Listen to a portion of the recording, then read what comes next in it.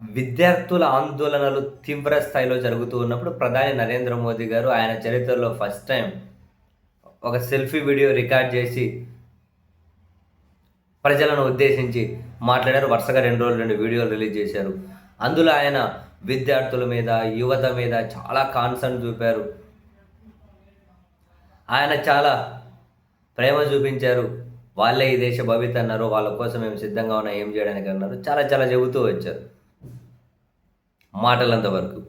కానీ నిజంగానే చేతలంత వరకు వాళ్ళు మాట్లాడిన మాటల్లో 1% అయినా నిజాయితీ ఉంటే, ఈ దేశంలో విద్యార్థులు, యువత మీద రవ్వంతైన కాన్సర్న్ ఉంటే ఇమ్మీడియేట్‌గా ఎవరు డిమాండ్ చేయకుండానే ఢిల్లీలో జంతర్ మంతర్ వద్ద విద్యార్థుల మీద పోలీసుల అమానవీయ కాండ ఏదైతే ఉంటదో, పోలీసులు సాగించిన అకృత్యాలు ఏవైతే ఉంటాయో, చివరికి వాళ్ళు పెలెట్ గన్స్ వాడి ఎంత దారుణంగా దాడి చేశారో విజువల్స్ అన్నీ కనిపించాయి. చివరికి రాహుల్ గాంధీ గారు కూడా కొందరు విద్యార్థులకు ఆయన గాయాలను చూపించి పెలెట్ గన్స్ ఆయన ఎట్లా ఎంత ఎంత విస్తృతంగా వాడారో చూపించారు.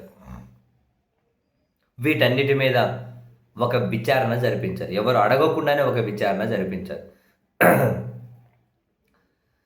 ఢిల్లీ పోలీసులు పనిచేసేది ఎవరి పరిధిలో? కేంద్ర పరిధిలో కదా. సరే, రాష్ట్ర ప్రభుత్వం వాళ్ళదే అనుకోండి, బట్ ఢిల్లీ పోలీసులు ఉన్నది కేంద్ర హోంశాఖ పరిధిలో కదా. మరి ఎవరి ఆదేశాల ప్రకారం ఇంటర్నెట్ ఆపేసి కేంద్ర మంత్రుల నివాసంలో చర్చలు జరిగే క్రమంలో అక్కడ చర్చలని చెబుతూ ఇక్కడ ఇంటర్నెట్ ఆపేసి అవి ఎక్కడైనా కనుక సోషల్ మీడియాలో లైవ్ కనిపించనీయకుండా చేయడం కోసం ఇంత దారుణంగా కొట్టారు. అమ్మాయిలతో ఎంత దారుణంగా ప్రవర్తించారు. పెలెట్ గన్స్ అసలు ఎట్టి పరిస్థితి, ఒక గుంపు విపరీతంగా ఆయుధాలు తీసుకొని మీదకు వస్తూ ఉన్నారు. శాంతి భద్రతలు అదుపు తప్పిపోతాయి, పోలీసులకు ఇంకేదో ప్రమాదం ఉంది అన్నప్పుడు అవి వాడతారు. అవి వాడితే లోపల ఆర్గాన్స్ కూడా దెబ్బతినిపోతాయట. అవి వాడడం కూడా నడుము నుంచి కిందకే వాడాలంట. మరి ఎక్కడ వాడారు? ఎక్కడ కొట్టారు? ఎంత ఎంత దారుణం! ఏది దీని మీద రవ్వంత నిజాయితీ ఉంటే ఎవరు అడగకుండానే విచారణ జరిపించండి, జ్యుడిషియల్ ఎంక్వైరీ జరిపించండి. ఎంత దారుణంగా అమ్మాయిలతో ప్రవర్తించారు, ఎంత దారుణంగా ప్రవర్తించారు. అన్ని విజువల్స్ ఉన్నాయి కదా. మరి ఎక్కడ వీళ్ళ నిజాయితీ గురించి మాట్లాడేది?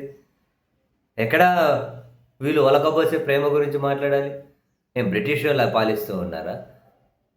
బ్రిటిష్ వాళ్ళు పాలిస్తూ ఉన్నారా మన పౌరుల మీద ఆ దాడి చేయడం కోసం? విద్యార్థుల చేతిలో, పౌరుల చేతిలో ఆయుధాలు ఉన్నాయా? విద్యార్థుల పౌరులు ఏవైనా కనుక ఇంకెక్కడో అక్కడి నుంచి వచ్చేసి ఇక్కడ ఏమైనా డిమాండ్ చేస్తూ ఉన్నారా?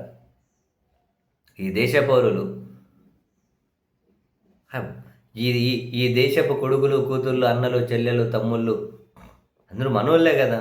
అంత దారుణంగా ఎట్లా పడతారు? మరి విచారణ జరిపించండి.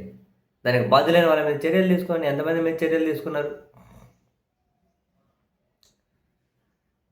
రేపు నెక్స్ట్ పార్లమెంట్లో కూడా ప్రతిపక్షాలు దీన్ని గట్టిగా నిలదీయాలి విచారణ జరిపించేంతవరకు.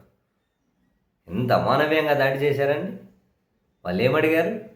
భవిష్యత్తు అడిగారు. పారదర్శకత, నిజాయితీతో కూడిన భవిష్యత్తు.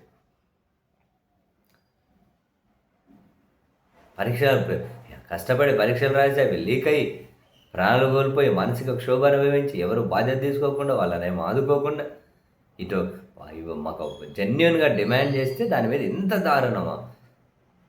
అణచివేయడం కోసం ఇంత అమానవీయంగా నా పోలీసులతో జరిపించండి విచారణ. వీళ్ళ నిజాయితీ రవ్వంతా, వీళ్ళ మాటల్లో రవ్వంతా నిజం ఉంటే